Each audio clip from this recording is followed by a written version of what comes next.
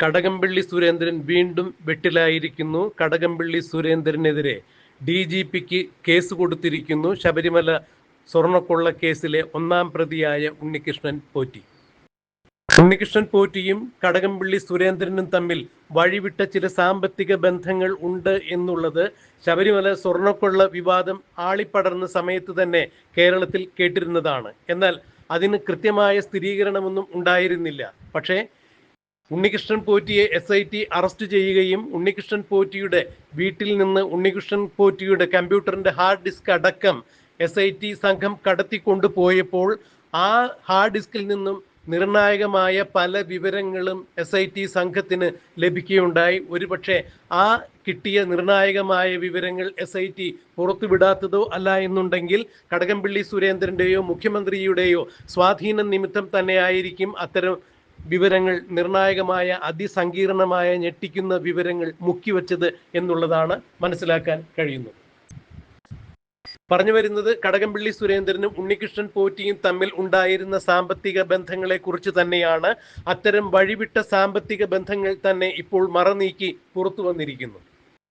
ശബരിമല സ്വർണ്ണക്കൊള്ള കേസിൽ SIT register ചെയ്തിരുന്ന 2 കേസിലും, ഒന്ന് ശബരിമലയിലെ ദ്വാരപാലക ശില്പങ്ങളിലെ സ്വർണ്ണപ്പാളി ശബരിമലയിൽ നിന്ന് കടത്തിക്കൊണ്ടുപോയി ചെന്നൈ സ്മാർട്ട് ക്രിയേഷൻസിൽ കൊണ്ടുപോയി സ്വർണം മുക്കാൻ എന്ന രീതിയിൽ അവിടെ നിന്നും കൊണ്ടുപോയി പിന്നീട് കേരളത്തിലും മറ്റ് സംസ്ഥാനങ്ങളിലുമെല്ലാം ഇത് പ്രദർശിപ്പിച്ച് പണം പറ്റി എന്നുള്ള ഒരു കേസ്. മറ്റൊരു കേസ് ശബരിമലയിലെ ശ്രീകോവിലിന്റെ കട്ടിള പടികൾ അവിടെ നിന്നും സ്വർണം പൂശുന്നതിന് വേണ്ടി കടത്തിക്കൊണ്ടുപോയ ഒരു കേസ്. ഈ 2 കേസിലും ഒന്നാം പ്രതിയാണ് ഉണ്ണികൃഷ്ണൻ പോറ്റി. ഈ 2 കേസിലും ഉണ്ണികൃഷ്ണൻ പോറ്റി ജാമ്യം കിട്ടി പുറത്തിറങ്ങിയപ്പോൾ മുതൽ കടകംപള്ളി സുരേന്ദ്രന് അങ്കലാപ്പായിരുന്നു. കാരണം ഉണ്ണികൃഷ്ണൻ പോറ്റി ജയിലിൽ കിടക്കുമ്പോൾ തന്നെ കടകംപള്ളി സുരേന്ദ്രനും ഉണ്ണികൃഷ്ണൻ പോറ്റിയും തമ്മിലുള്ള ബന്ധത്തിന്റെ ചില രേഖകൾ പുറത്തു വന്നിട്ടുണ്ടായിരുന്നു. ഉണ്ണികൃഷ്ണൻ പോറ്റി ഒരുമിച്ച് സംസ്ഥാനത്തിന് പുറത്തും സംസ്ഥാനത്തിനകത്തും കടകംപള്ളി സുരേന്ദ്രൻ നടത്തിയ ചില യാത്രകളുടെ ഫോട്ടോഗ്രാഫുകൾ അടക്കം പുറത്തു വന്നിട്ടുണ്ടായിരുന്നു. മാത്രമല്ല ഉണ്ണികൃഷ്ണൻ പോറ്റിയുടെ വീട്ടിൽ നടന്ന പല വിശേഷ അവസരങ്ങളിലും വിശേഷ ചടങ്ങുകളിലും കടകംപള്ളി സുരേന്ദ്രൻ സംബന്ധിച്ചിരുന്നതായി തെളിവ് ലഭിച്ചു. ഫോട്ടോഗ്രാഫുകൾ ഉൾപ്പെടെ ഉള്ള രേഖകൾ പുറത്തു വന്നു കഴിഞ്ഞപ്പോൾ കടകംപള്ളി സുരേന്ദ്രൻ അന്ന് കടകം മറിയുന്ന കാഴ്ചയാണ് കണ്ടത്. എന്നാൽ ഇപ്പൊ എത്ര തന്നെ പൂഴിക്കടകൻ മറിഞ്ഞാലും കടകംപള്ളി സുരേന്ദ്രന് ഉണ്ണികൃഷ്ണൻ പോറ്റിയുമായുള്ള വഴിവിട്ട സാമ്പത്തിക ബന്ധങ്ങളിൽ നിന്നും രക്ഷ നേടാൻ സാധിക്കില്ല. അത്തരം സാമ്പത്തിക കുരുക്കുകളിൽ നിന്നും രക്ഷപ്പെടാൻ സാധിക്കില്ല, ഊരിപ്പോരാൻ സാധിക്കില്ല എന്ന് തന്നെയാണ് പുറത്തു വരുന്ന വിവരങ്ങൾ. ഉണ്ണികൃഷ്ണൻ പോറ്റി പ്രതിഭ എന്ന് പറയുന്ന ഒരു സ്ത്രീയുമായി ഒരു സ്ഥല ഇടപാട് നടത്തിയിട്ടുണ്ടായിരുന്നു. 1 കോടി രൂപയുടെ ഇടപാടാണ് ആ സ്ഥല ഇടപാടിൽ നടന്നത് എന്നാണ് പറയുന്നത്. എന്നാൽ 25 ലക്ഷം രൂപ മാത്രമാണ് ഈ സ്ത്രീക്ക് നൽകിയത്. പിന്നീട് ഇവർ തമ്മിൽ പ്രശ്നങ്ങളായി കഴിഞ്ഞപ്പോൾ ഉണ്ണികൃഷ്ണൻ പോറ്റിയും പ്രതിഭ എന്ന് പറയുന്ന ആ സ്ത്രീയും കടകംപള്ളി സുരേന്ദ്രനും തുമ്പ പോലീസ് സ്റ്റേഷനിൽ വച്ച് അത് മധ്യസ്ഥതയിൽ എത്തിക്കുന്നതിന് വേണ്ടി കടകംപള്ളി സുരേന്ദ്രൻ ശുപാർശ ചെയ്തു എന്നുള്ളതാണ്.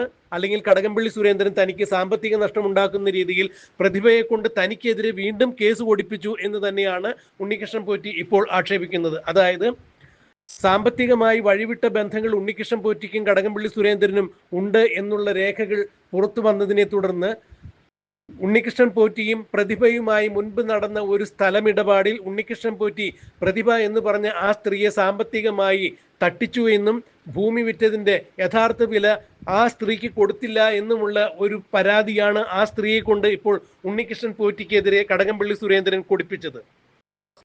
ഇത് കടകംപള്ളി സുരേന്ദ്രന്റെ തന്ത്രം തന്നെയാണ്. തന്നെ കൊടുക്കുന്നതിന് വേണ്ടിയാണ് കടകംപള്ളി സുരേന്ദ്രൻ ഇത്തരത്തിലുള്ള സാമ്പത്തിക കുറ്റകൃത്യങ്ങൾ തനിക്കെതിരെ ആരോപിച്ചുകൊണ്ട് രംഗത്ത് വരുന്നത് എന്നുള്ള പരാതിയാണ് ഇപ്പോൾ DGPക്ക് ഉണ്ണികൃഷ്ണൻ പോറ്റി കൊടുത്തിരിക്കുന്നത്. കടകംപള്ളി സുരേന്ദ്രന് സാമ്പത്തികമായി വഴിവിട്ട ചില ബന്ധങ്ങളുണ്ട് എന്നുള്ള ചില സൂചനകൾ കൂടി ഇതിലുണ്ട്. മാത്രമല്ല ഉണ്ണികൃഷ്ണൻ പോറ്റിയും കടകംപള്ളി സുരേന്ദ്രനും തമ്മിലുള്ള സാമ്പത്തിക തിരിമറികളുടെ കൃത്യമായ വിവരങ്ങൾ ഉണ്ണികൃഷ്ണൻ പോറ്റിയുടെ ഹാർഡ് ഡിസ്ക് കടത്തിക്കൊണ്ടുപോയപ്പോൾ SITക്കും ലഭിച്ചിട്ടുണ്ട് എന്നാണ് അറിയുന്നത്. ഇത്തരം വിവരങ്ങൾ പുറത്തു വരാതിരിക്കുന്നതിന് വേണ്ടി ഓടുന്ന പട്ടിക്ക് ഒരു മുഴം മുൻപേ എന്ന് കണക്കാക്കി തന്നെയാണ് കടകംപള്ളി സുരേന്ദ്രൻ പ്രതിഭ എന്ന സ്ത്രീയെ ഉപയോഗിച്ചുകൊണ്ട് ഉണ്ണികൃഷ്ണൻ പോറ്റിക്കെതിരെ വീണ്ടും കേസ് കൊടുപ്പിച്ചിരിക്കുന്നത്.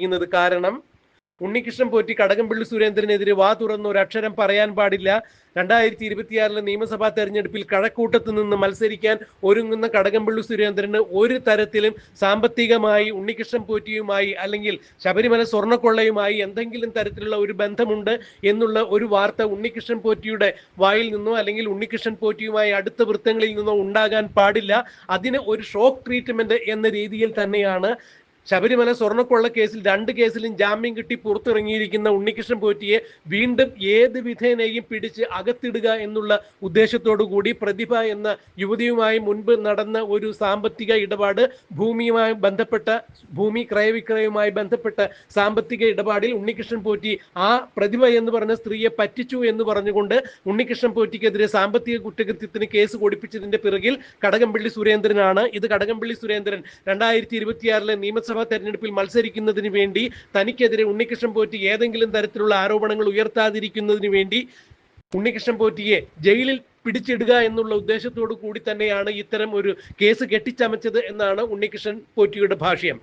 എന്തായാലും അക്ഷരാർത്ഥത്തിൽ കടകംപള്ളി സുരേന്ദ്രൻ പെട്ടിരിക്കുന്നു. കാരണം ശബരിമല സ്വർണ്ണക്കൊള്ള കേസുമായി ബന്ധപ്പെട്ട് ഗോവർദ്ധൻ, രമേശ് റാവു എന്ന് പറയുന്ന അന്യ സംസ്ഥാനത്തുള്ള സ്പോൺസർമാരെ തിരുവിതാംകൂർ ദേവസ്വം ബോർഡിലെ ഉന്നതരുമായി പരിചയപ്പെടുത്തിയത് കടകംപള്ളി സുരേന്ദ്രനാണ് എന്ന് ഈ സ്പോൺസർമാർ തന്നെ SITക്ക് മൊഴി നൽകിയിട്ടുണ്ടായിരുന്നു. SIT മുൻപ് കടകംപള്ളി സുരേന്ദ്രനെ ചോദ്യം ചെയ്തപ്പോൾ കടകംപള്ളി സുരേന്ദ്രനും ഇത്തരം കാര്യം ശരിവെച്ചിട്ടുണ്ടായിരുന്നു. ഈ സ്പോൺസർമാർക്ക് ചെയ്തു കൊടുക്കാവുന്ന കാര്യങ്ങളെല്ലാം ചെയ്തു കൊടുക്കണം എന്ന് ദേവസ്വം ബോർഡിനോട് വാക്കാൽ കടകംപള്ളി പറഞ്ഞിട്ടുണ്ടായിരുന്നു എന്നുള്ളതാണ് പുറത്തു വരുന്ന വിവരങ്ങൾ. അതായത് കടകംപള്ളി ശബരിമല സ്വർണ്ണക്കൊള്ള കേസിലും കൃത്യമായി തന്നെ ഇടപെട്ടിരുന്നു. ഉണ്ണികൃഷ്ണൻ പോറ്റിയുമായി വഴിവിട്ട സാമ്പത്തിക ബന്ധങ്ങളും ഉണ്ടായിരുന്നു. എന്നാൽ ഇപ്പോൾ പോറ്റിയുടെ വായടപ്പിക്കുന്നതിന് വേണ്ടി അഥവാ ഇലക്ഷൻ കഴിയുന്നത് വരെയെങ്കിലും പോറ്റിയെ മാറ്റി നിർത്തുന്നതിന് വേണ്ടി, ജയിലിൽ അടയ്ക്കുന്നതിന് വേണ്ടി പ്രതിഭ എന്ന സ്ത്രീയെ കൊണ്ട് ഇപ്പോൾ കടകംപള്ളി സുരേന്ദ്രൻ തനിക്കെതിരെ കേസ് കൊടുപ്പിച്ചിരിക്കുന്നു. ഇതിൽ ഗുരുതരമായ ക്രമക്കേടുകളുണ്ട്. തനിക്കെതിരെ കടകംപള്ളി സുരേന്ദ്രനാണ് ഇത്തരം ഒരു നീക്കം നടത്തിയിരിക്കുന്നത് എന്ന് ആരോപിച്ചുകൊണ്ട് തന്നെയാണ് ഉണ്ണികൃഷ്ണൻ പോറ്റി ഇപ്പോൾ DGPക്ക് കടകംപള്ളി സുരേന്ദ്രനെതിരെ കേസ് കൊടുത്തിരിക്കുന്നത്. എന്തായാലും 2026 നിയമസഭാ തെരഞ്ഞെടുപ്പിൽ മത്സരിക്കാനൊരുങ്ങുന്ന കടകംപള്ളിക്ക് ഇത് കൂനിന്മേൽ കുരുവായിരിക്കുന്നു, ഇരുട്ടടിയായിരിക്കുന്നു.